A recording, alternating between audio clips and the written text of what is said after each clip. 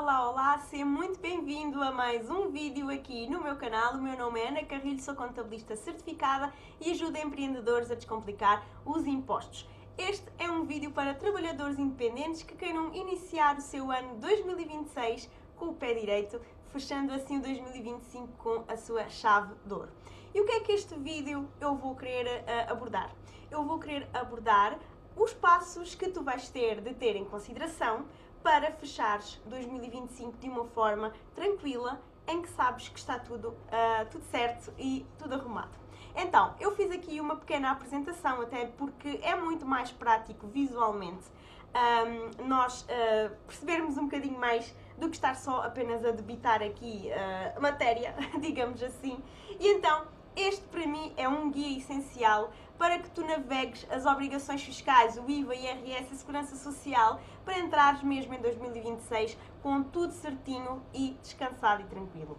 Então, em primeiro lugar, o que é necessário fazeres ainda durante este ano? É, no fundo, avaliares e verificares a tua faturação. Então, vamos analisar a nossa faturação e como é que isso se faz. Se fores trabalhador independente e passas recibos verdes, vais ao portal das finanças e fazes consultar período desde 1 de janeiro até dia 31 de dezembro. É claro que nós ainda não estamos no final mesmo de dezembro, mas já vamos a caminhar para lá. É muito importante que tu verifiques a tua faturação. Se utilizas um programa de faturação, software, quer seja gratuito ou pago, podes ter acesso também ao relatório das tuas vendas para que seja feito o somatório da tua faturação ao longo do ano. Muito importante nós verificarmos isso com alguma regularidade, porque o nível da tua faturação vai determinar qual é o regime de IVA, o teu enquadramento, que tu vais continuar a manter em 2026 ou será que vais alterar para, por exemplo, o regime do IVA em 2026. Muito importante que todos estes limites que nós muitas vezes dizemos que são os 15.000 euros, apenas se aplica para quem está no artigo 53 e passa faturas a clientes nacionais, quem está no artigo 9º, ou seja, quem presta serviços, por exemplo, de nutricionista, psicólogas, serviços de enfermagem, este limite não se aplica, portanto, é mesmo isenção devido à sua atividade. Então, nós vamos avaliar aquilo que nós faturamos e vamos determinar se vamos manter aquilo que já está ou se vamos mudar este limite. Então, muito importante aqui é perceberes que para clientes nacionais, o limite para que continues a manter o regime da isenção no artigo 53 é a faturação abaixo dos 15.000 euros. Portanto, até 15.000 euros mantens esta isenção, não precisas de cobrar IVA nas faturas, também não podes deduzir o IVA das tuas despesas, é um regime mais simples. Portanto, para quem não sabe muito bem quanto é que vai faturar, geralmente nós aconselhamos a começar o seu negócio no artigo 53, porque assim é um regime mais simples, a pessoa ainda não está muito bem a ver quando é que vai ter o seu primeiro cliente ou as coisas ainda estão em fase de testes. Se estás a faturar entre 15.000 euros, mas menos do que 18.750, então ainda continuas isento até 31 de dezembro de 2025, mas em 2026, em janeiro, já vais passar para o regime do IVA. Muito importante perceberes quem é que são os teus clientes, porque para este limite apenas vai contar clientes nacionais. Se faturares acima dos 18.750 euros, então é preciso ter muito cuidado, porque a fatura que vai ultrapassar já este limite já deve de conter IVA, já vais ter que ser obrigado a entregar declarações periódicas de IVA e alterares a tua atividade para o regime do IVA. Esta alteração não é automática, tens de manualmente de fazer a entrega de uma declaração de alteração de atividade. O que é que alterou em julho e que veio dar aqui uma grande volta a esta lei do artigo 53 e do regime do IVA? Então, se apenas faturas para clientes estrangeiros, que são empresas, em que utilizas o artigo 66A, significa que podes continuar a manter esta isenção do IVA se estás no artigo 53. Se por outro lado já estás no regime do IVA e apenas faturas para este tipo de clientes, em 2026 podes voltar ao regime da isenção.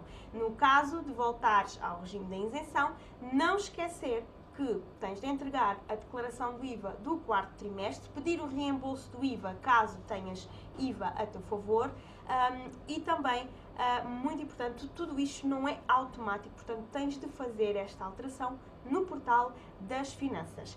Se estás no regime do IVA, faturas para clientes que são empresariais estrangeiros e pretendes continuar no regime do IVA, podes continuar, até porque se tu tens muitas despesas ligadas à tua atividade, em que o IVA é dedutível, então é-te mais favorável manteres este regime. Se não estás nesta situação, então não esquecer que para mudares é sempre em janeiro, mudar estas opções é sempre em janeiro. Se tens dinheiro a teu favor, portanto, não esquecer de pedir o reembolso do quarto trimestre antes de fazer esta mudança, até porque se não pedires o reembolso, esse dinheiro é perdido. Então, nós já falámos um bocadinho da faturação, de analisar a faturação, de ver o enquadramento. Será que eu vou manter a isenção artigo 53? Será que eu vou mudar para o regime do IVA em 2026? Será que eu vou mudar para o regime, estou no regime do IVA, vou alterar para o regime de isenção novamente? Portanto, agora vamos falar sobre IRS e a importância também de validar as faturinhas no e-fatura. Também aqui nós devemos de validar estas faturas regularmente e de classificar as faturas se elas são para a nossa atividade ou se estão fora do âmbito da nossa atividade. No entanto, se a tua faturação for acima de 29.748, é obrigatório justificares as despesas da tua atividade, pelo menos 15%, porque senão a diferença desses valores vai fazer com que aumente o teu rendimento. Se por outro lado tens uma faturação abaixo deste limite, então nem é necessário justificar despesas, por isso até as podes colocar todas para fora da tua atividade. Aqui é preciso ressalvar um aspecto que eu considero muito importante, que é, se estás no regime do IVA, cuidado, porque convém que as separes para dentro ou fora da tua atividade, mediante a realidade dos factos, porque pode haver cruzamento de dados, nós nunca sabemos o que contar com as finanças, então se elas estão registadas para dentro da tua atividade, esse valor à partida tu pudeste deduzir o IVA, então mantém assim. Quando nós colocamos estas faturas, quando nós consideramos as faturas como despesas da nossa atividade, elas vão sair do total das deduções à coleta naquelas faturas que nós colocamos no e-fatura. Portanto, vamos supor que nós temos uma despesa de... vamos supor que tens o carro afeta a tua atividade e tiveste um problema com o carro e foste ao mecânico. Se utilizaste a dedução do IVA, não podes depois beneficiar daqueles 15% do IVA para aumentar as tuas deduções à coleta. Então é preciso ter aqui alguma precaução quando nós classificamos as nossas faturas. Também existe aqui algumas coisas que temos de ter em atenção, se está realmente tudo certinho, se nós pagamos renda, se depois as rendas vão aparecer, portanto elas não aparecem já, mas vão aparecer depois em março. Existe às vezes um pequeno pormenor que pode fazer aqui alguma diferença. Eu vou ao Pingo Doce e no Pingo Doce o que é que eu tenho? Tenho a parte do supermercado, mas também tenho a parte do takeaway. Ora, eu vou ao supermercado, eu peço fatura com o número de contribuinte, mas eu também vou ao takeaway porque não tenho jantar, então eu vou lá fazer ali a comprinha do meu jantar. E o que é que vai acontecer? Essas faturas eu vou ter de colocar que elas são de restauração. Tudo que seja takeaway eu posso colocá-las no âmbito da restauração, porque se eu nada fizer, elas vão ficar como se fossem despesas gerais e familiares. E é muito fácil tu atingires o patamar dos 250 euros, portanto basta 750 euros em despesas, seja de eletricidade, internet, despesas com o supermercado, roupa, etc.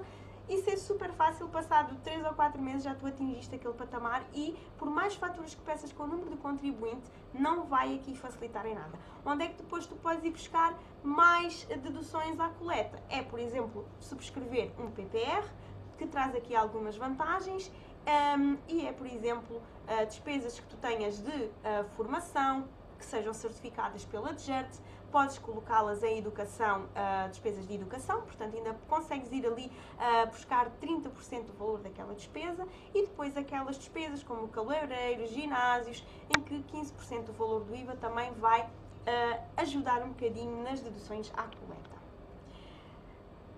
No caso dos trabalhadores independentes, muitas dúvidas surgem quando nós vamos fazer o IRS. E qual é que é aqui a grande questão? Mas afinal, como é que eu calculo o meu IRS? Como é que eu percebo qual é o coeficiente? Como é que isto tudo funciona?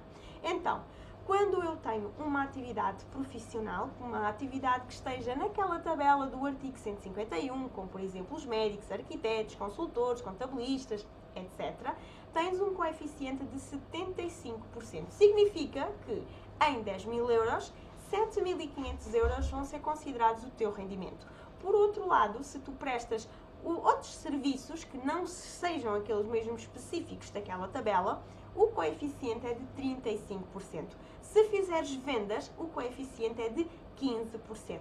Se utilizas o 1519, ou seja, aquele código que é mais residual dos outros prestadores de serviços, há uma tributação a 35%, mas é preciso ter muito cuidado, porque se até verificar que no descritivo das tuas faturas estás a utilizar uma descrição que possa gerar dúvidas e que possa até cair aqui um bocadinho sobre alguma atividade do artigo 151, então eles vão-te obrigar a alterar esse campo na declaração, em que, em vez de passares a ser tributado a 35, passas a ser tributado em 75. Vou dar aqui um exemplo muito simples. Temos agências de publicidade, em que nós temos um CIRSI, supostamente, nós deveríamos ser tributados a 35%, mas existe um CIRSE de publicitários e então somos tributados a 75%. A mesma questão com os PTs.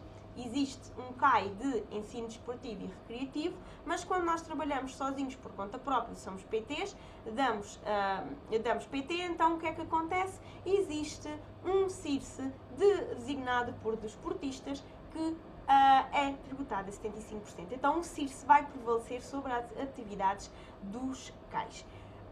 Neste caso aqui, o que é que vai acontecer? Quanto mais despesas a tua atividade tiver, decorrentes do seu negócio, menor será a tributação. Portanto, no caso das vendas é apenas 15%, porque se tu compras ou vais transformar matérias-primas num produto final, significa que tu vais ter muito mais despesas, vais ter que comprar estoques, matérias-primas, vais ter aqueles custos todos de transformação, então o coeficiente é muito mais baixo.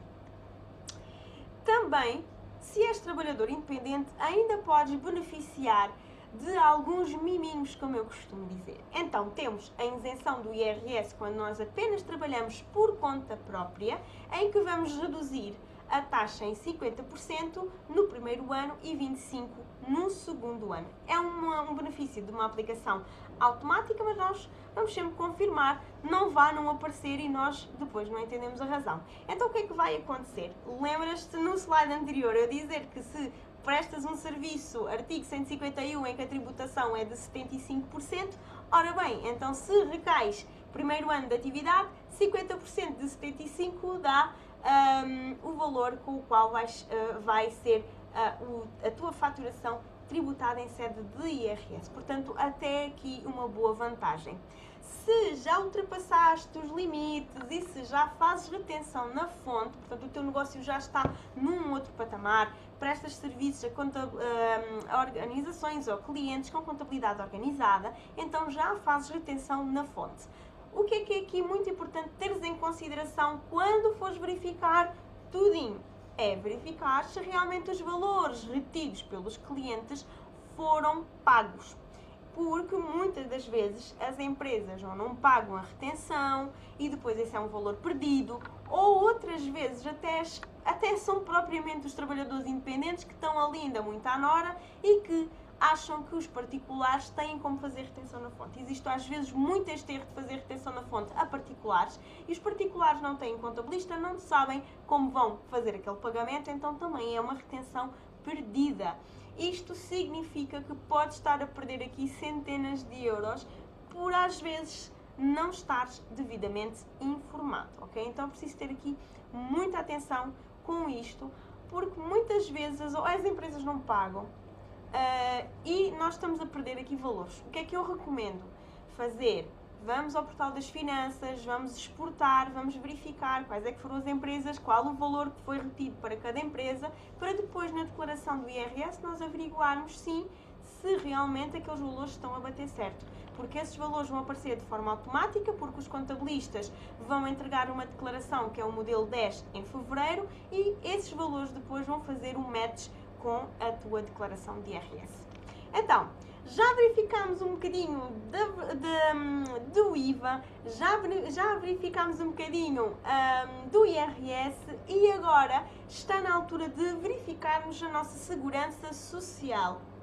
Existem ainda muitas pessoas que abrem atividade e que não sabem que passado 12 meses já têm obrigações contributivas, já têm de pagar o mínimo 20 euros e muitas delas acham até que pagar 20 euros por mês é super normal e não sabem que têm de entregar declarações trimestrais. Então vamos fazer aqui umas contas muito simples. Se eu iniciei a minha atividade em julho de 2025, vou contar 12 meses, significa que eu já vou ter obrigação contributiva em julho de 2026.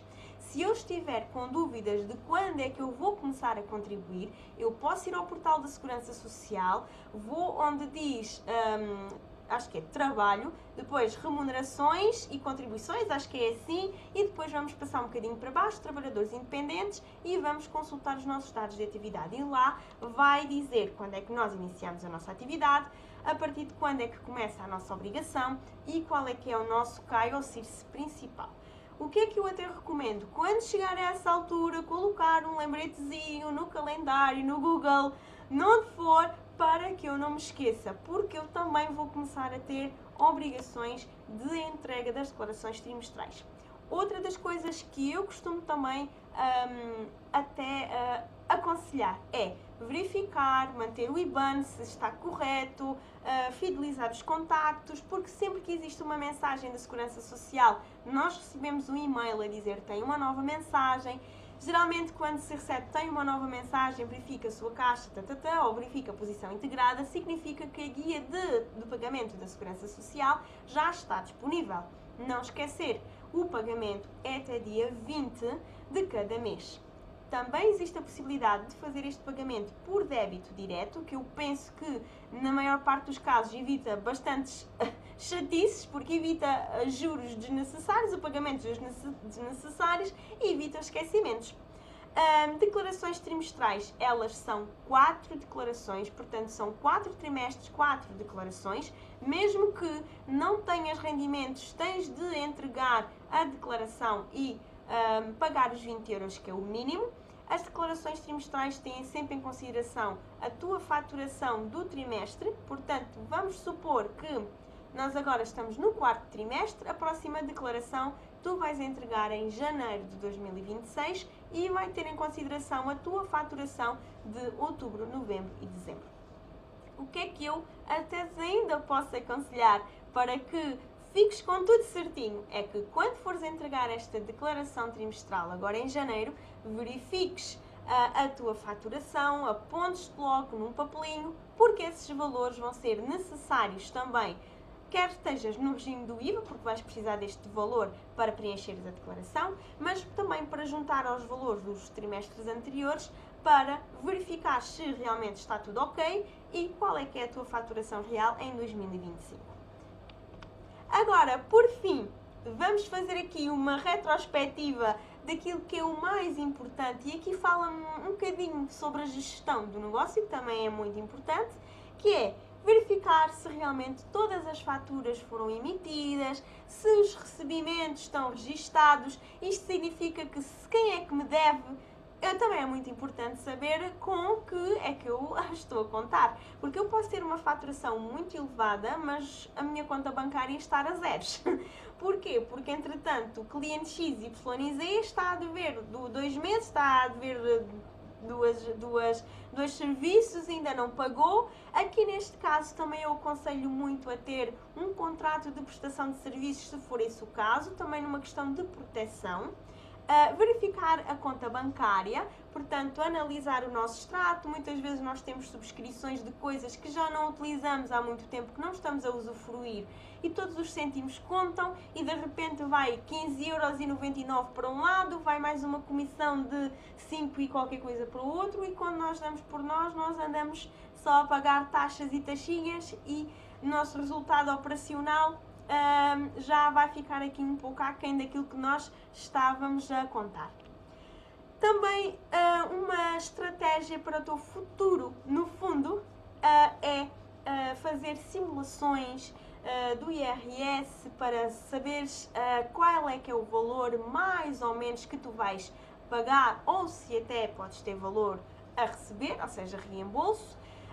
E esta é a grande questão de milhões. E porquê é que é muito importante tu analisares os números do teu negócio, saberes os impostos que pagas, tanto a nível do IRS como a nível da Segurança Social? É precisamente porque nós podemos analisar se vai compensar abrir a empresa no próximo ano, ou se nós podemos manter no regime simplificado, ou se até vale a pena mudar para contabilidade organizada. E muitas pessoas que chegam até mim querem saber realmente se vale a pena abrir a empresa ou não, mas não sabem qual é aqui o nível de despesas que têm da sua atividade. Ou seja, trabalham com parcerias, mas não está nada contabilizado.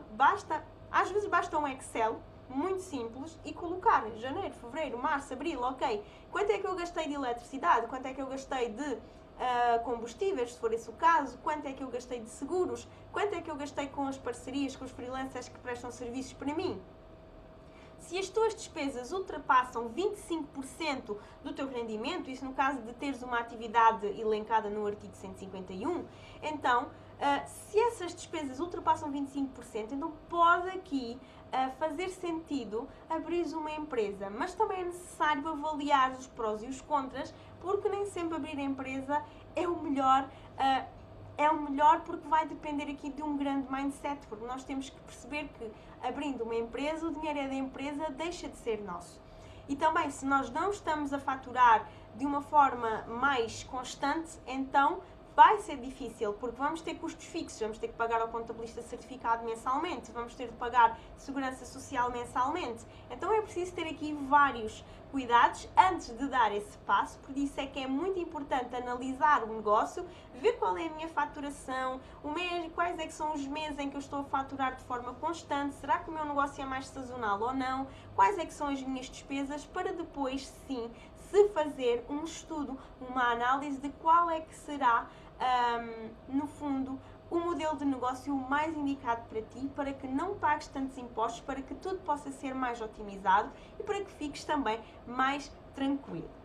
Então, eu acho que já foquei em vários pontos aqui, focamos desde a validação das faturas, a importância, como é que se calcula o IRS, os coeficientes, como é que funciona o IVA, se eu vou ultrapassar o limite ou não, se eu posso continuar no artigo 53 ou se vou mudar para o regime do IVA no próximo ano, e esta importância aqui de analisar o nosso negócio, de olhar para os números, saber quanto é que eu vou pagar de segurança social para conseguir me planear e perceber que o dinheiro que eu faturo, e muitas vezes existe ainda estes gurus da internet que nós vemos muito, e comigo nesta mentoria tu podes faturar 6 dígitos em não sei quanto tempo, e muitas vezes as pessoas iludem-se com isso, mas temos de perceber que quanto mais tu queres faturar, também maiores vão ser as despesas que vão estar aqui associadas ao teu negócio.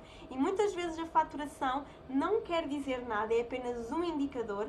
Por isso, aquilo que eu te digo é, o que mais importa sim é perceberes qual é o valor que tu tens na tua conta bancária, que é o fluxo de caixa, e quais é que são no fundo as tuas despesas, porque o que é que interessa tu faturares muito se as tuas despesas se calhar até vão ultrapassar quase o valor dessa faturação, ou até mesmo se as despesas são tão elevadas que no fim, se tu fores fazer as contas e tirares os impostos para o lado, vais ficar com um lucro muito pequenino. Então é preciso nós avaliarmos tudo muito bem.